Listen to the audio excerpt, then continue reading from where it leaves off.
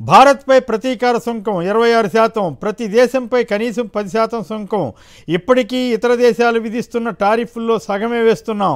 అర్ధరాత్రి నుంచి అమల్లోకి అమెరికా అధ్యక్షుడు డొనాల్డ్ ట్రంప్ ప్రకటన.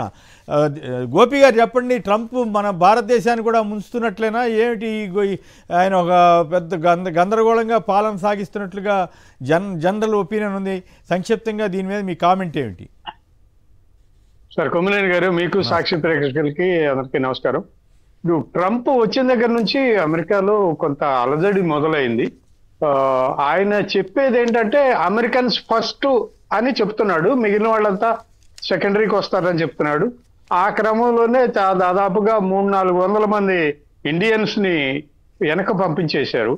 ఇది అంతా కూడా ఏంటంటే ఒక చేతగాంతనం, ఒక సెంటిమెంట్ రేప్ కొట్టి అమెరికన్స్ లో దాని మీద బతికేసే ప్రయత్నం చేయడం తప్ప వాస్తవంగా ఉద్యోగాలు కల్పించడంలో కానీ మరి ఆదాయాలు పెంచడంలో కానీ ట్రంప్ చేస్తున్నటువంటి చర్యలు అయితే ఏమీ కనిపించడం లేదు.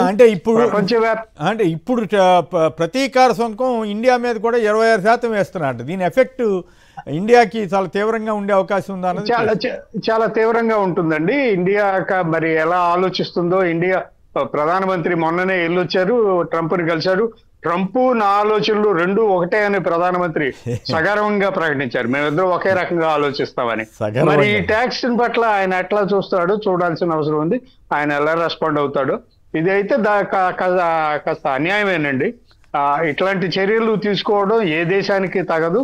ఒక దేశం మీద ఇంకో ట్యాక్స్ వేసుకుంటూ కూర్చుంటే పనులు జరిగేవి కాదు.